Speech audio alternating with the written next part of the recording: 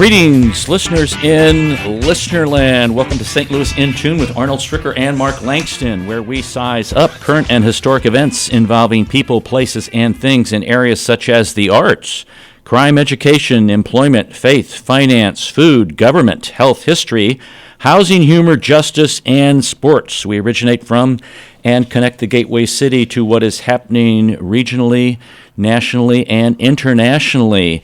A top of the day to you, Mark. Thank you, Arnold. Very nice of you to say.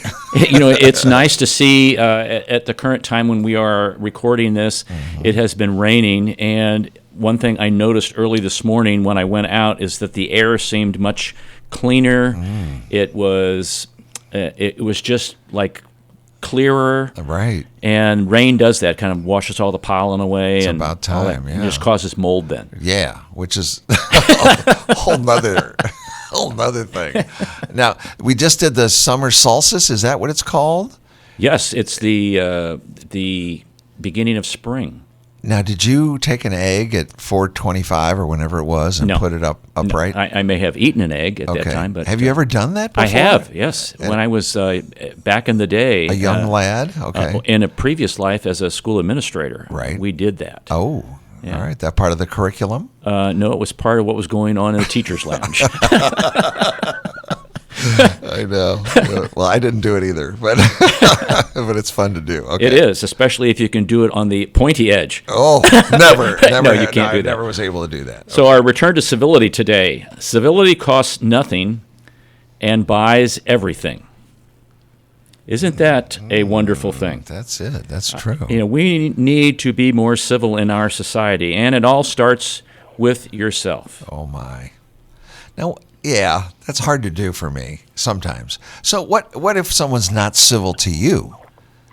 Are you saying you've got to be civil back, like Christ said, take the high road, turn the other cheek, all that kind of thing? I think some people, you never know what, and I think about this sometimes, you never know what other people are going through in their life at the time when things are happening like that, and I call it hairspray, when they spray hairspray on you. Yeah. And, you can get your can of hairspray out and spray back, or, and get a match while you're spraying your hairspray, and you torch them, essentially.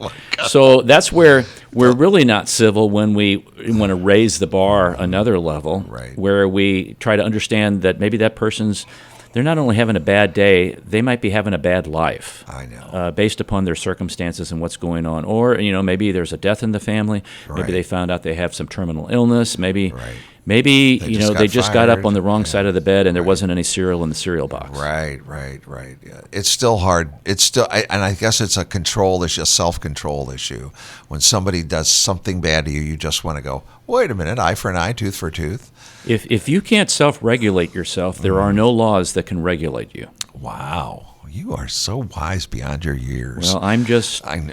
That's experience. Self-regulation is important. Yeah, it really is. I don't mean to make fun of it, but you're absolutely right. Okay. We don't want to regulate this show anymore because our guest is going to talk to us about an event that we've interviewed many, many times and had on the show directors and even winners of this particular event. The 13th St. Louis Teen Talent Competition is going to take place these are the finals, at the Fabulous Fox Theater on Saturday, April the 8th. And this is a great event. It starts at 7:30. There's free tickets. We'll get into that more. But we're going to be talking to Louisan Anne Mathews. She's the event director for this.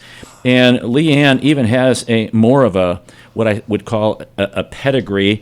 She's a veteran equity actor on international stages, a longtime director. She works at COCA, current artistic director with the Westport Playhouse. Louisan, welcome to St. Louis in Tune. Hi, thanks so much for having me.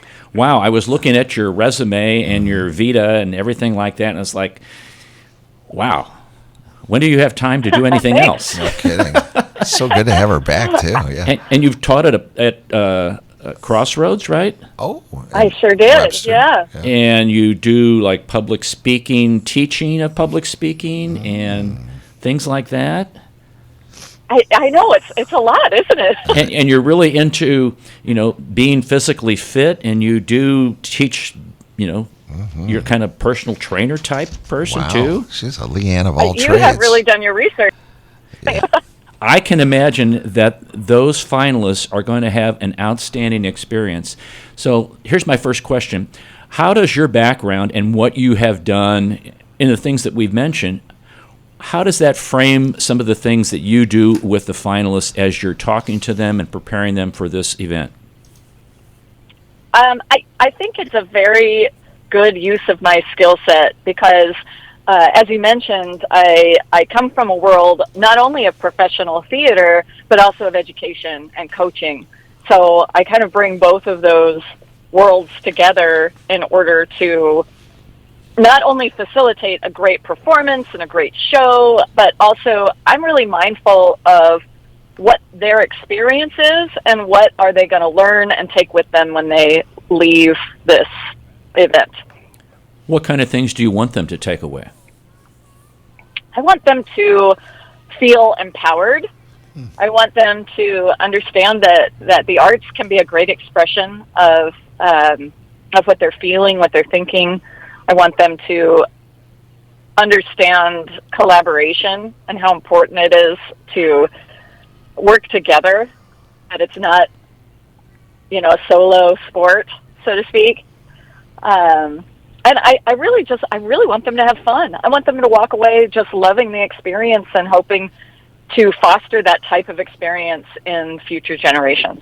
Now, run through the teen talent competition for people who may not be aware of it. They're maybe listening in for the first time and have not heard our previous shows or don't know anything about this. What exactly is the teen talent competition? So this is its 13th year, and or 13th consecutive year. It's actually something that has been done even back to the 80s for the teens of our community. And it reaches out to, I think the rule is 55 miles from the arch in any direction. Okay. Don't quote me on that one, but it's something like that. And it starts with a big, giant open call audition. And this year, I believe we had 125. And when I say talent, I mean talent in all sorts of packages. I mean singers, dancers, instrumentalists, circus acts, specialty performances, magic, juggling, you name it. Like anything, very much like America's Got Talent on TV. It goes from that point, from that first, preliminary stage to a semifinal round, which was narrowed down, I believe, to 49 students. And there are judges who are professionals in their field. So the Charitable Foundation at the Fox brings in professionals from the Symphony, from Jazz St. Louis, from the Muni, from Stages St. Louis, from all sorts of, Circus Flora, all sorts of very notable and reputable organizations here in the area. And so not only do they get, judged or adjudicated or whatever from the judges, but they also get some coaching. So as soon as they finish their audition, they go down and they talk to the judges, and the judges give them some tips. And they're very supportive and they're very positive, but they also are able to kind of give them a little bit of shaping and molding, which is invaluable, even if they don't move on to the finals, which is what we're talking about today, which is the April 8th show, which has 14 contestants. And it's just not a performance and a competition, because when you talk about competition, there are awards. And I was surprised when I read this because, as I said, we've been doing this. Nearly $50,000 in prizes, cash awards, and college scholarships are going to be awarded. Wow. It's really neat. And those awards do not just go to the finalists. They also go to the semifinalists. So if there was a student who auditioned who was really great but just didn't make the cut for, because there's only so many slots available, we really like to offer, training opportunities, scholarship opportunities, and those types of awards to those students as well. So, Leanne, you have 14 contestants. Is that like that's 100%? That's how many spaces you have is 14? Are you short any, or is that usually how many you have? That's from what I understand, that is the lucky number. That is the right amount for the length of the show and for the capacity of the judges and for the the awards and things like that. So 14 is our lucky number. So those past shows were 14 are right around there as well, I guess. I think they've experimented with 15, and that was just one too many. Right. Well, it's a lot of competition, I think, just to become a contestant, isn't there? It's a lot of competition, but we really want to stress that it's not, of course it's very nerve-wracking to audition. It's very intimidating, but we also really want to stress that for kids who are interested in auditioning, we want to give them a supportive, positive experience.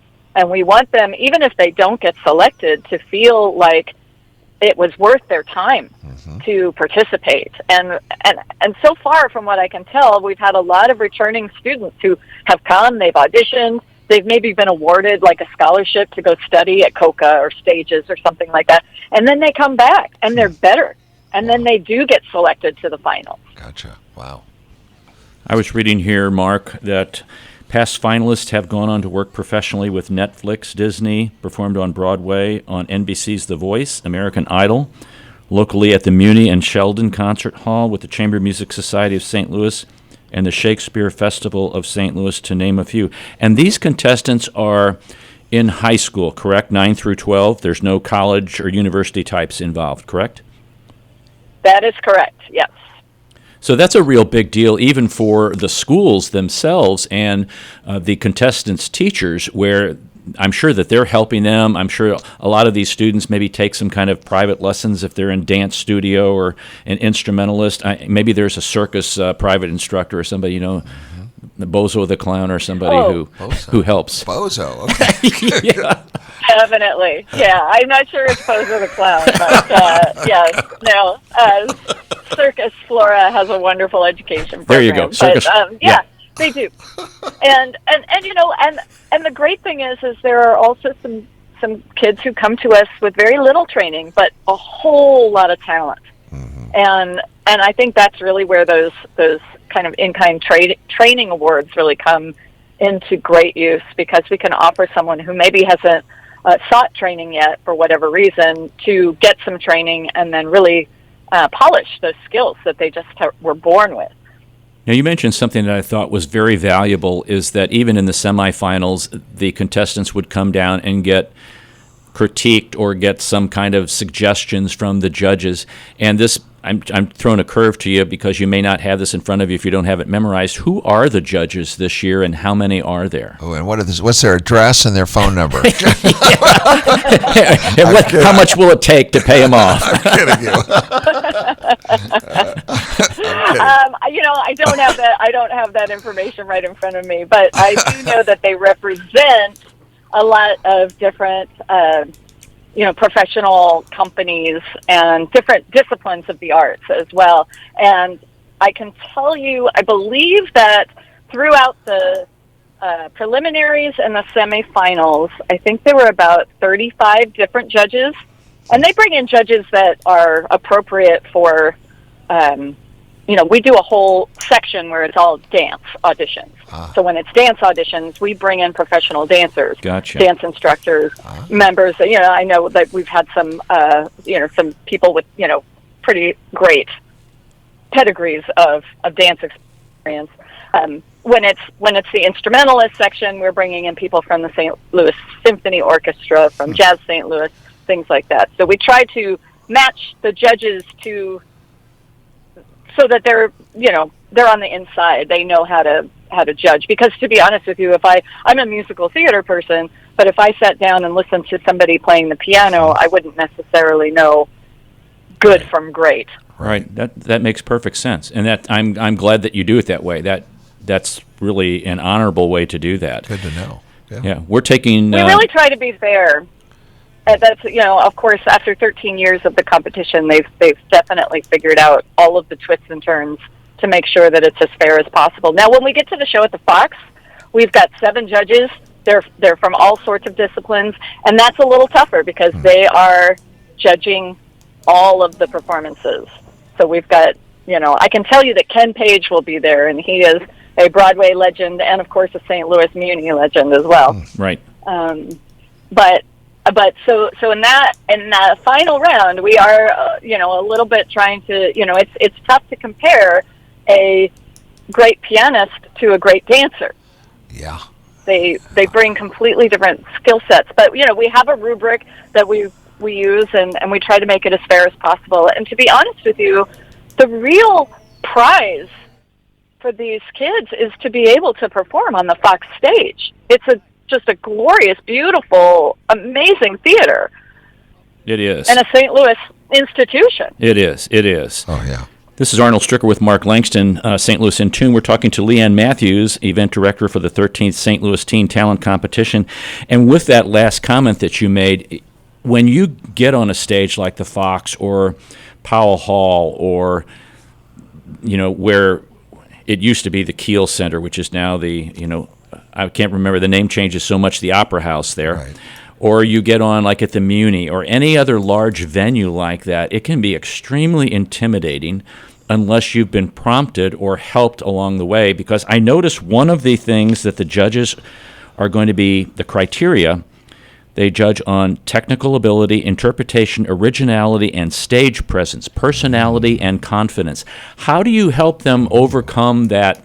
Like it's like this big cavern when you're standing on stage, and you might be the only one by yourself if you're not in a group. How do you help them to, move through some jitters and things like that?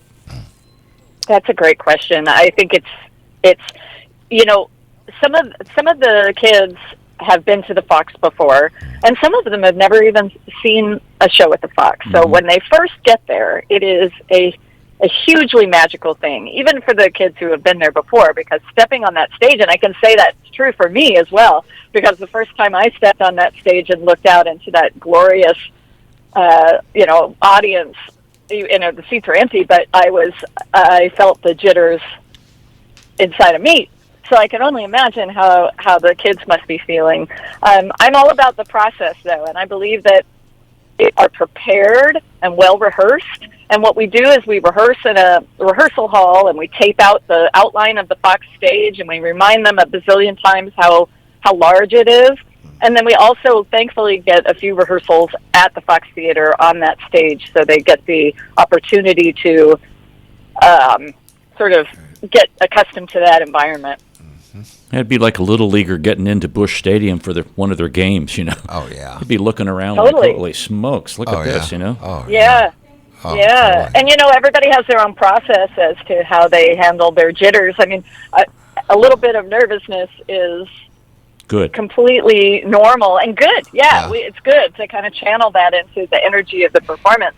So I always stress that if you're really prepared and you know exactly what you're doing and have it sort of in your muscle memory, then you can trust that process and just enjoy the moment.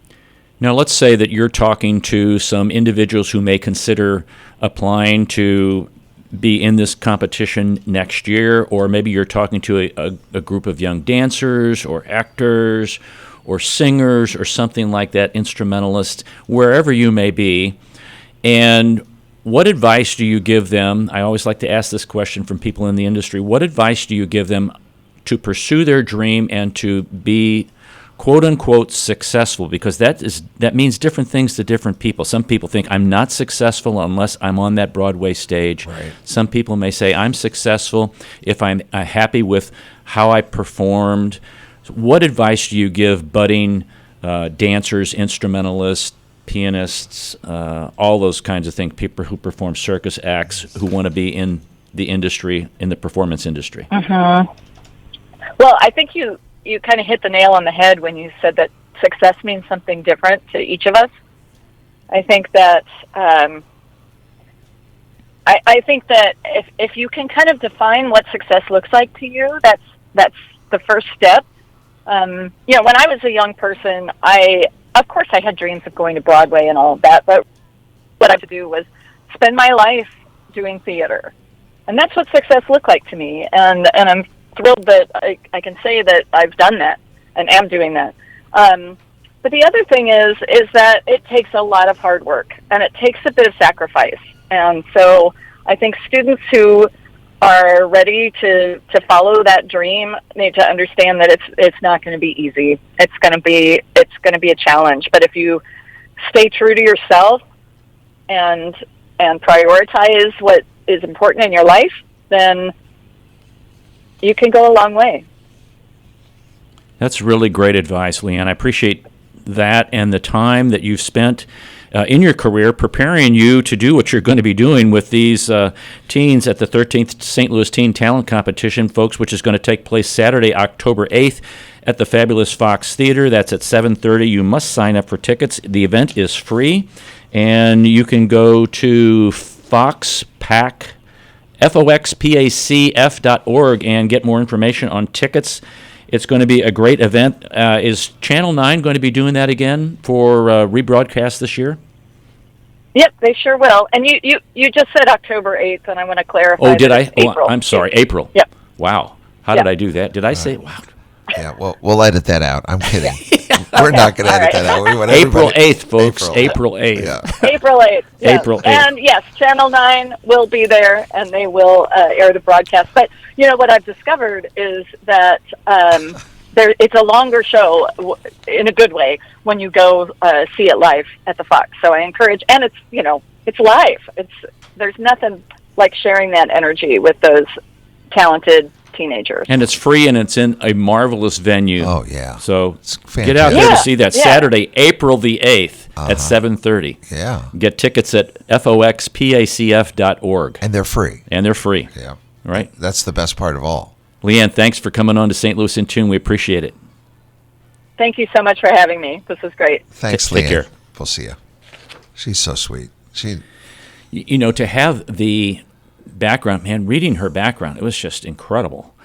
And the variety of things that she has accomplished and done and continues to accomplish, and to work with youth in these areas, specifically like the dramatic arts or in public speaking. Public speaking is a huge thing. We talked about this with our guest last week about public speaking and being able to do, what's the word I want?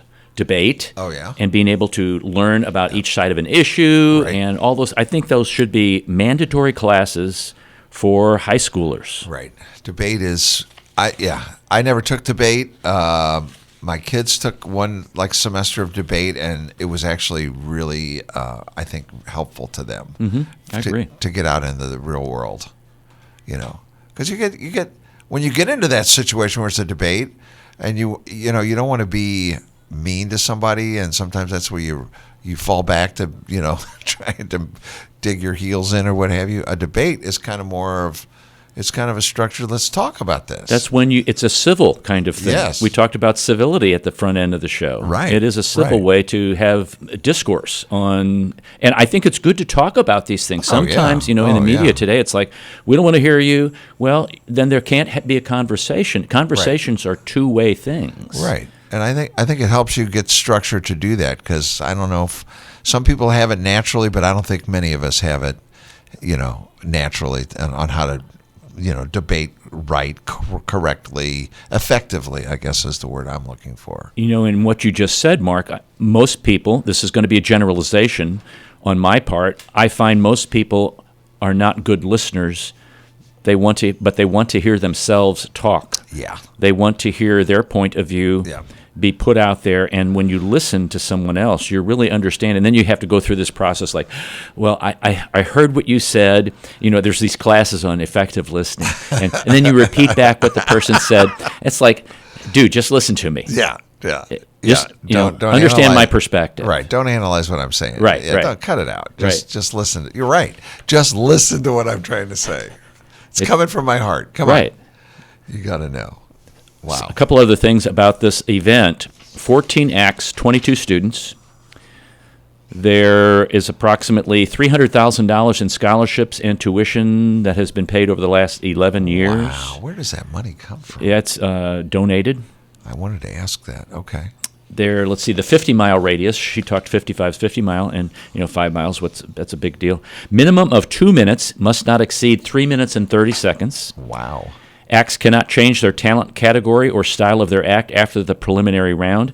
Matter of fact, there are a couple repeat performers. 6 acts are repeat finalists from previous years, which is very interesting. They must perform the same material in the semifinal rounds and the finals. They should be family-friendly and age-appropriate. No foul language or violent subject matter. And let's see, what's another good one here? Wow. They may compete in a talent category of their choice, vocal, dance, instrumental, or other, which includes circus acts, comedian, magicians. Sorry, Circus Floor, I messed that one up. Who's your mentor? Bozo the Clown. Sorry about that. That's okay. That's what came to mind. That's all right. Probably should talk about that off the air. What is coming to your mind? What's coming to your mind right now? So what a great event. So folks, go to foxpacf.org. That's the Fox Performing Arts Charitable Foundation website. Wow. Okay, did not know and that they either. do get some cha-ching in there to help do these things. Well, so good. What a great deal. What a great deal. Great deal. First place, $8,000. Second place, $6,000. Oh, third place, $4,000. Wow. And the runners-up, they even get something. Yeah, they even get some other awards, or like they get the MVP, Most Valuable Performer. That is just wonderful. Some Kranzberg Vocal Performance Awards, et cetera, et cetera, et cetera. I think it's fantastic. Yep, it is. It is. All right, so we're going to come back after the break. You're listening to St. Louis in Tune with Arnold Stricker and Mark Langston on the U.S. Radio Network.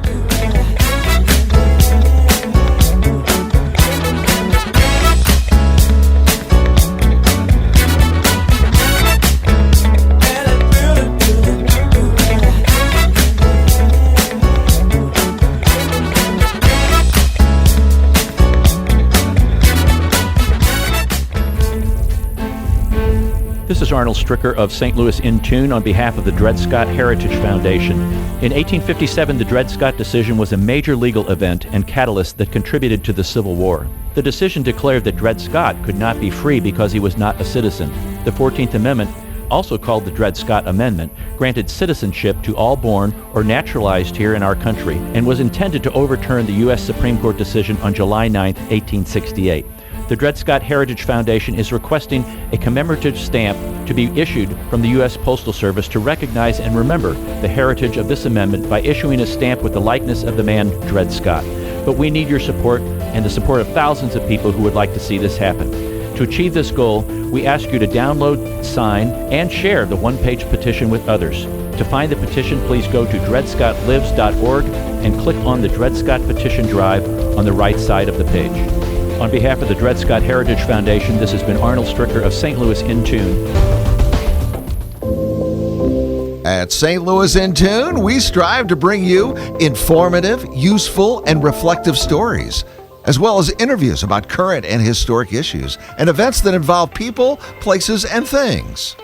We cover a wide range of topics, such as the arts, crime, education, employment, faith, finance, food, health, history, housing, humor, justice, and sports, and that's just to name a few. While St. Louis in Tune originates from the Gateway City and covers local topics, we also connect to what's going on nationally as well. If you missed any of our previously aired programs of St. Louis in Tune, simply visit stlintune.com.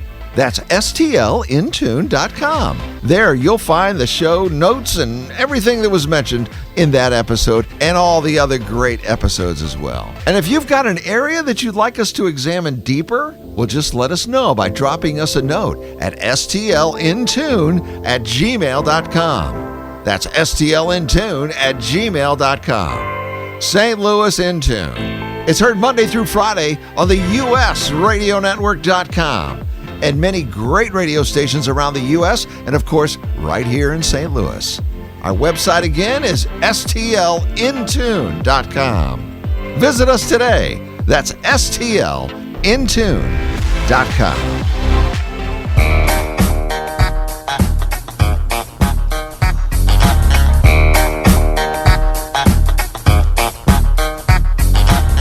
Welcome back to St. Louis in Tune. This is Arnold Stricker with Mark Langston. What a great activity, the St. Louis Teen Talent Competition, the 13th annual one. Wonderful time. I just want to sing Superstitious. We got some good music on this show. That's all. Yes, we do. Yeah. That's because I am a former musician. Oh, yeah. I still am, I guess. Yeah. One of the things in thinking about competitions and having played in, like solo concerto competitions and stuff in my previous life, that it is all about being prepared and not letting things get you kind of off center of where you need to be. Right. And that's in anything. Preparation is huge. And I think about like athletes now who perform at a high level, or musicians, or anybody who performs at a high level. A lot of it is you've practiced these skills, their muscle memory. A lot of them are, then it becomes a psychological kind of thing. Uh-oh. And I've said some of these relief pitchers, they got their head cases. Yeah. They get on there, they go through their routine, which probably this year they won't be able to go through all these gyrations that they normally do, about touching their hat 15 times, turning around, doing a couple cartwheels, touching the rosin bag, and then getting on the mound. Right. It's going to be get up there and pitch. Right. So, but I know these things they're very psychological. You have to be thinking about them ahead of time. I would always kind of go through the song in my brain. There's a thing that people refer to, visualization. You close your eyes and you're seeing yourself performing it or doing it. I'm hitting the home run or whatever. I'm going through the gymnastics routine. And there's a lot to that. I'm not a big believer in that, but I'm a believer in the fact of that it helps you think through and puts you on a more positive track than, I've stumbled 5 times in this tumbling routine when I get to this point, or I've squeaked in my clarinet and I've fumbled those things when I got to this particular note. That can really psych you out. Right. So right. You need to have that confidence going in. Right. Yeah. You've got to have that. I don't know what it is. It's got to be your Chutzpah. Your head's got to be right. Yeah. You got to be in it. Yeah. It's amazing. I love that it's the teens that are doing this. Right. The competition, and the judging, and then the fact that they critique. They were talking about critiquing afterwards and trying to help them along. Like, here, maybe next time try this, and that helps in the growth of the kids. I agree with that. I wanted to ask Leanne, and we've talked about it before, and I might have asked her last time she was on the show about the backstage of the fabulous Fox Theater, where everyone has signed the wall there. And I'm anxious to know, it's been years since I've been back there. When I was in different radio, I used to go back there. But there was that Yul Brynner, The King and I. It's a drawing that's on the wall with Yul Brynner, and then he signed it, to the fabulous Fox. Thank you for my time. Did he sign on his head? I don't know. He probably could have. I mean, it was he was bald. Like, sometimes I think you're Yul Brynner. But I know better. Then I snap out of it. So, but yeah, there's so many people that have signed that, and it's interesting to go. We should do a field trip there sometime. Yeah, that'd be great. I'd go backstage to the Fox, and I'd encourage anyone to go if they get an opportunity. Go back there. It's crazy, and you just get sucked into it, if I don't know how else to say it. Right. Because all of a sudden you go, oh my gosh, there's the Leonard Skinner Band. There's Charlie Daniels. There's Yul Brynner. Yeah. Anyone who has performed on that stage has signed that wall in the back. And it's a big wall. It is. Well, and all the dressing rooms and all that whole area back there. It's quite a thing to see. People, and I don't think a lot of people understand it. I hope they haven't done it. I can't imagine they would ever do anything to You never know. Change. No, you don't. Somebody comes in. That's old. Get rid of that thing. Paint over it. Yeah. Who are these people? Yeah. Before you tear down a wall, know why it was put up to begin with. Wow. Look at you are a wealth of just knowledge. That's That's an important concept. Knowledge is power. Yes, sir. Okay. So what's on your palette today, Mark? Oh, let me. Well, just give me one quick moment. You threw a curve at me. Well, there's there's so many wonderful days. There's one. I'm going to go through quite a few, and then we'll get to the one that is specific for you. I bet I know what it is. What? National Puppy Day. No. That might have been yesterday, though. No, it's not. That's not it. National Wish You Had Hair Day. Oh, you're close. I hate to say it, but you are close. let's see, International Day for Achievers. Yeah. Are you an achiever? I am. I think you're an achiever. National Chocolate Covered Raisin Day. Oh, I love chocolate-covered Do raisins. you? Raisinets, I love them. Raisinettes, there you go. Yes. Now here's something. Now it's Friday, so it's Lent, so I shouldn't even say this. But Cheesesteak Day. Ooh, yeah. You like Ooh, cheesesteak? I do. Now last week it was St. Patrick's Day, and the church Corned beef and cabbage. But the church gives you a pass. Dispensation for that? Yes, dispensation. Thank you. Yeah. That's the big word I couldn't. I'm going to go back to the Raisinets. Have you ever done this? Oh, We used to do this no. as a kid. We'd get the box at the movie theater. We'd eat them all, and then you take the end of the box off, and you stick it in your mouth, and you could buzz it. Oh yeah, you blow it. And Yeah. yeah. Oh, that's right. Remember that? I do remember that. Wow, man, that's a blast from the There you past. go. A real blast from Pulled the past. that out of the memory banks. I know. there. Do they still have Raisinets? They do. Do they? They do. You've had them. I've had them. I have. I don't remember. They're not in they are in boxes, but the boxes are bigger, so you'd have to have a really big mouth to stick that sucker in there. which we have no problem with. No. I know. One of my favorite days, National Cocktail Day, A cocktail or mocktail. or Adult Beverage Day, I guess you could call it as well. National Each Person is a Person of Worth Day. Civility. Oh, I think it falls right into what you were saying early as we started the broadcast. One of your favorites, International Waffle Day, Oh, is yeah. coming up tomorrow. Yeah. Yeah. You like I love waffles? I love waffles. Yeah. Thick waffles, thin waffles. Just kind of like with a waffle iron. I think it's the Yeah. batter that really makes the difference it to me, does. though. You're so smart. Golly, you're so It's not smart. going to be that can't put pancake batter in a waffle. People do that it all must the be time. a little bit. There's a little bit different kind of Yeah. something to do. Now I'm a big Disney World fan. Right, That's absolutely. where You're Mr. Walt Disney. we go the nowhere. third. We save all our money up, all our tax return money, everything, whatever money we can scrape up.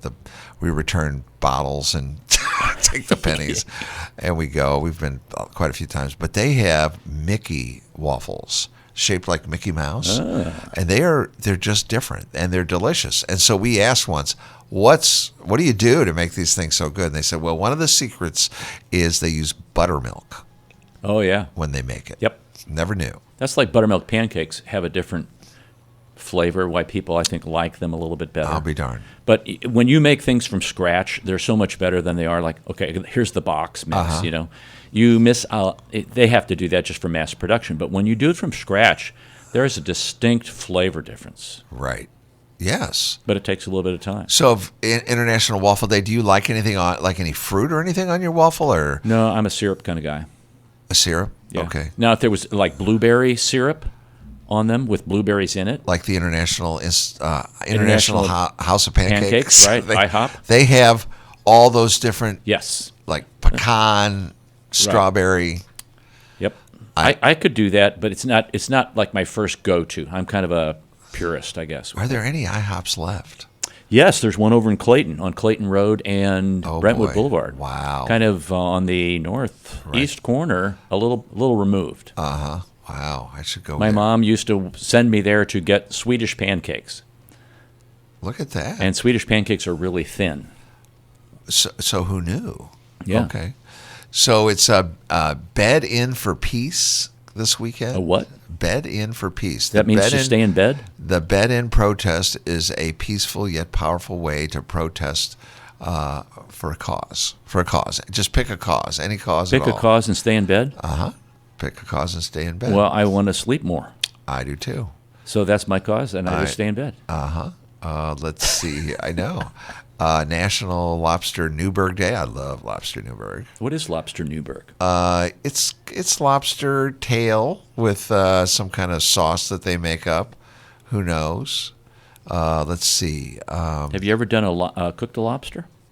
No, and I've never been a big fan of grabbing a live lobster and throwing it in a boiling pot. what you and do? I don't know how else you do it. There is I don't want to say a skill to it, but there is a sequence of things that you should do if you're going to cook a live lobster. And actually, what you do is you put them in the freezer for, I don't remember how much, it's 15, 20 minutes, something like that.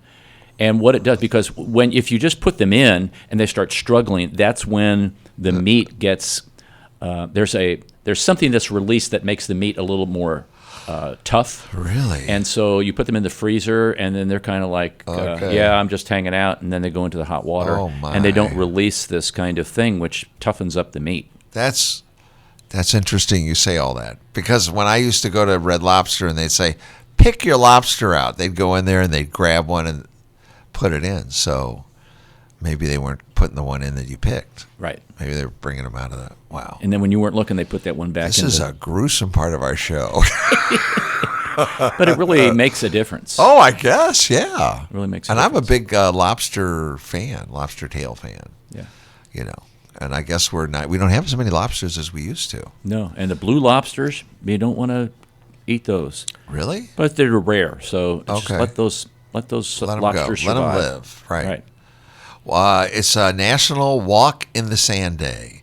Wish I could. Maybe we could find a sandbox around here, Right. a beach volleyball area. I know. Let's see.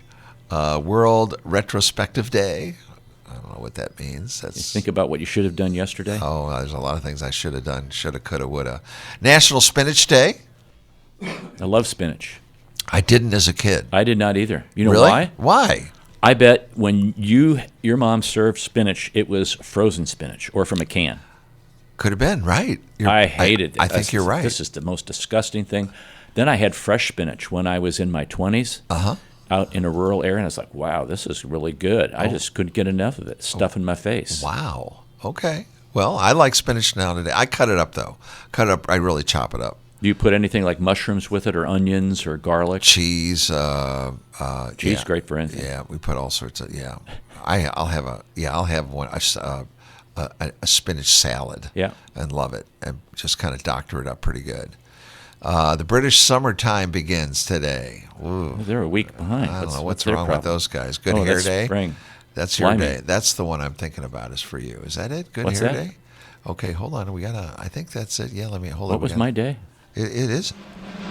There it is. It's National Good Hair Day. Yeah, I have a good hair right here. You too. There's one right there. I know. National Good Hair Day. I know.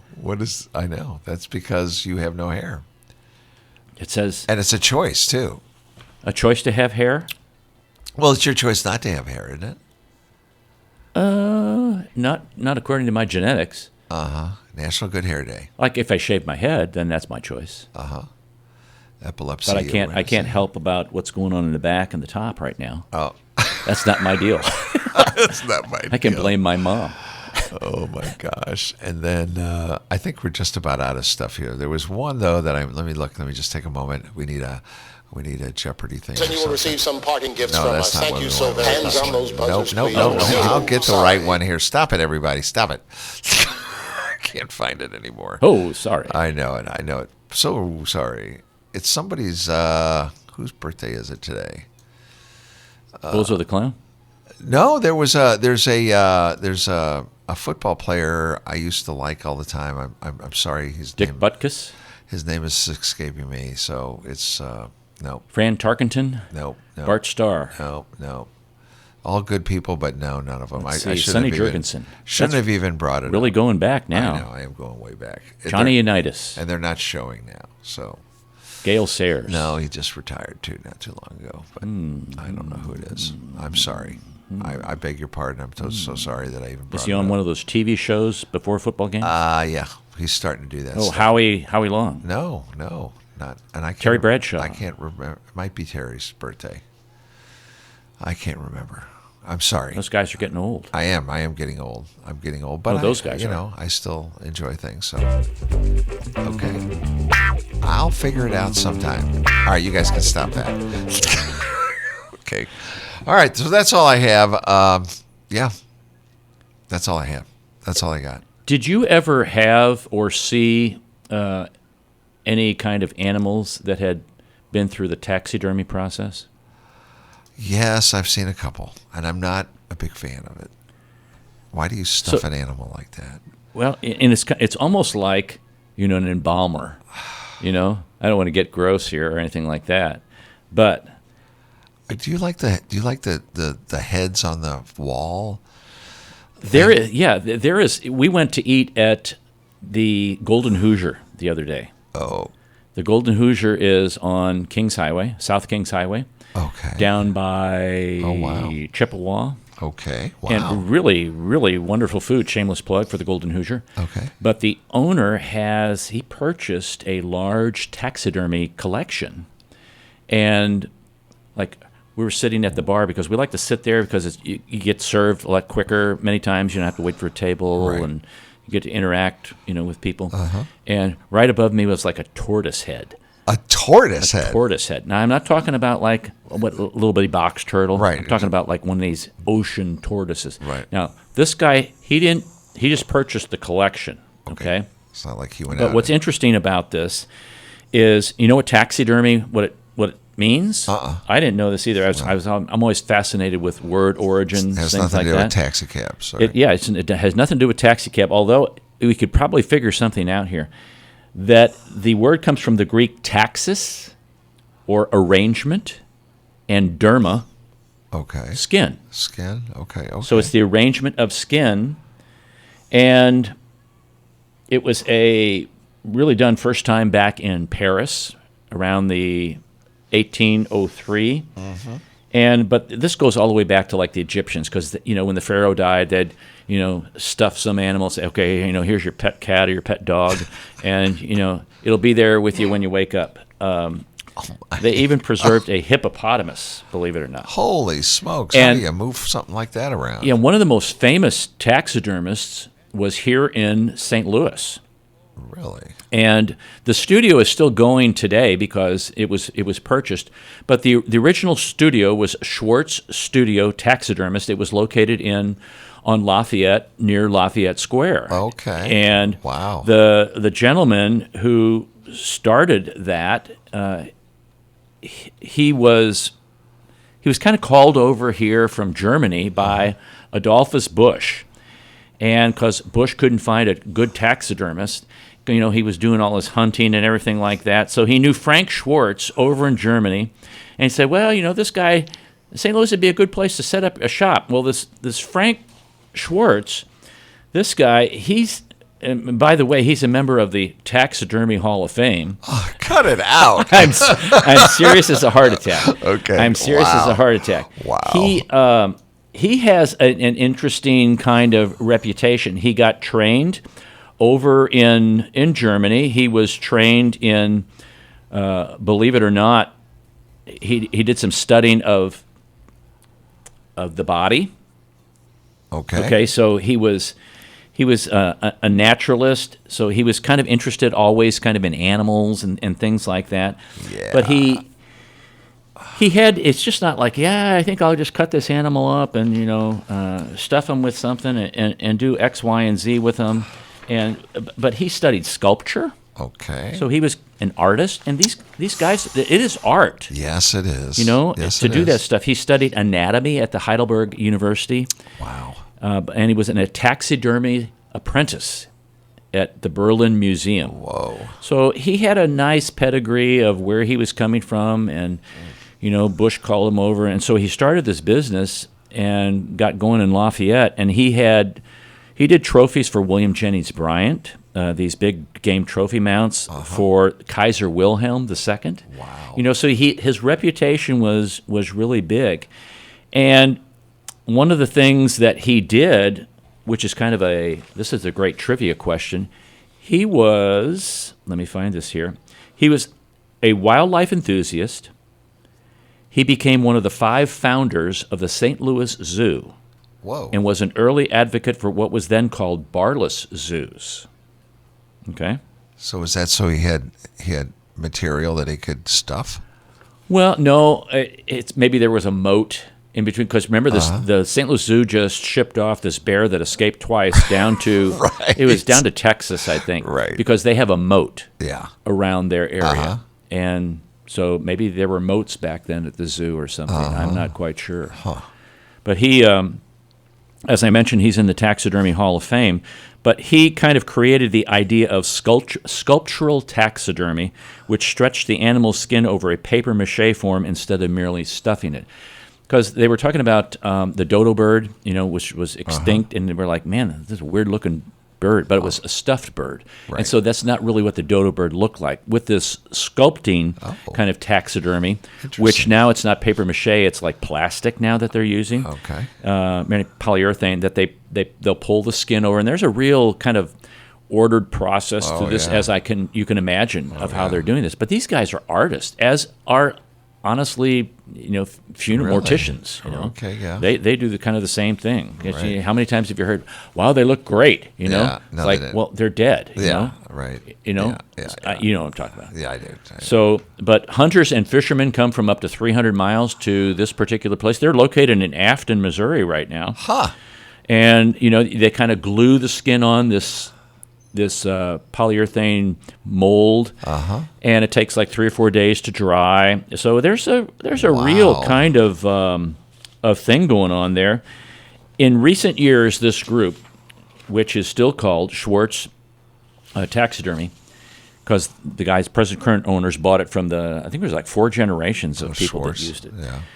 There's been an increase for freshwater fish reproductions, which is kind of nice. So reproductions, right. So the people aren't just, I've been hauling this thing around since I brought it up from the Gulf of Mexico, which was 10 days ago, but it's been on ice ever since. So it's created entirely of man-made materials made to replicate what was caught. Or some fishermen will say, here's the picture of me with this fish, and we're catch and release people. Right. Can you do a model of this? And so they're doing that now, which is really nice. That's good. I like catch and release. That's a great idea. Yeah. I was going to ask, how do you do a fish? I mean, you start scaling a fish, and I don't know how you do that. I think a lot of it is painting. I guess. And maybe some kind of if you had other kind of skin that they've done. I know. Who knows? Fish I think they would dissolve quickly or something. You would think. I just want to eat them, if I caught them. Oh, yeah. Oh, yeah. Like bass or bluegill, sunfish. Right. Stuff like that. Sea bass. I see bass. Sea bass are really good. Sea bass and eat bass. So, yeah. Wow. I see bass. But, so it's very interesting. So Schwarz Studio Taxidermists, I thought it was fascinating. And when Schwarz first came to St. Louis, he worked for Singer Sewing Machine. And Singer Sewing Machine was big. All of this makes sense. So I guess there's somewhere they're sewing and things like that. Yes, absolutely. So he did everything. It's kind of like we talked at the first part of the hour with the teens who are participating in the St. Louis Teen Talent Competition. You hone your skill. You get it to a point. I need to work on this. I need to work on that. Maybe he needed to work on his sewing technique, so he went to work for Singer. And I can see with 3D printing now, you could make a 3D of the body of the animal that you're gonna skin and put on there. Wow! And apparently he was always looking for a different way to mount, the animals, because sometimes after a while, how many ways can you do a duck, or can you do this or that? Right. So he came out with these wood-framed glass bubbles to protect the mounts of smaller birds and fish.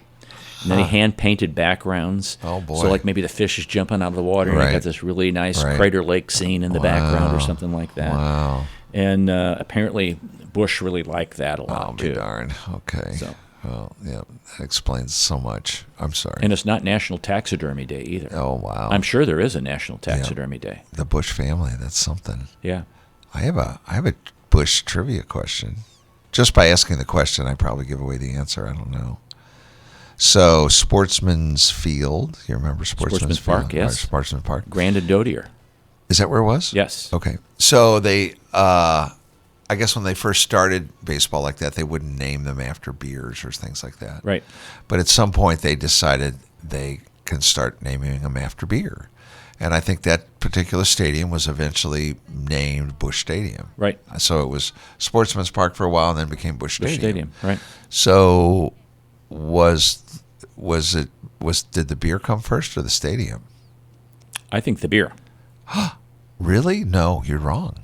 That's wrong. I can't find You mean the beer to the stadium or the name of the stadium? Or Adolphus Busch now you're confusing everything. You're trying to get everything Because Adolphus's confused. brother, remember, has a brewery in Washington, Missouri. You're getting everything very confusing here. Okay, so no, the beer, they named the stadium first, Busch Beer, and then he created the beer after that. Really? Yeah. Okay. So there was no Busch beer. Oh, I get what you're saying. So he wanted to name the state. See, it's all in the way I deliver it, I guess. So they wanted the stadium. They wanted to name the stadium Busch Beer, or Busch, and then it became okay. Let's make it Busch Beer. Yeah. So they probably served Budweiser there. And then of course they did. Yeah. Yeah. So that's a little Interesting. Little bit of trivia. Interesting. I thought I'd give that away. Okay. Well, I think we have time for some kind of interesting stories here. Yeah. Very few. Very little time. 3 or 4 minutes. 3 or 4 minutes. Okay. I won't take long. English is a funny language. English? An oxymoron is usually defined as a phrase in which two words of contradictory meaning are brought together. In other words, I clearly misunderstood you. Clearly. I'm going to give you an exact estimate. Oh, there's another good one. There was a very small crowd for the game. I want you to act naturally. No, that's not good. Okay. The dog was found missing. My tank was fully empty on the car. Oh, no. That person's pretty ugly. Hands on those buzzers, please, but please don't pop those buttons until an answer This is my only choice here. All right. Oh, I like that one too. There you go. That's good. That was seriously funny, wasn't it? That's Here's a good one. These are the original copies. And how about this one? This says and I'm just reading this, folks. This is not me. I'm just reading this. And the mother of all, happily married. Oh, that's a bad one. That's a really bad one. Okay. Oh my goodness. Okay, we're down to it. Okay.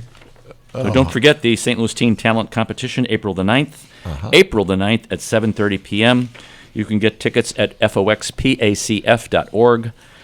You can get up to 10 tickets. It's free, first come, first serve at the fabulous Fox Theater. Yep. Holds about 5,000 people, I guess. Yep. So you can go. You can go. I'd like to be there myself. It'd be a great time. Okay. Okay, that's all for this hour. Thanks for listening, folks.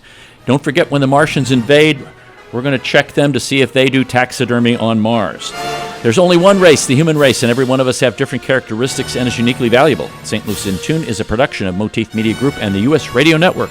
For St. Louis in Tune co-host Mark Langston, I'm Arnold Stricker. Remember to walk worthy and let your light shine.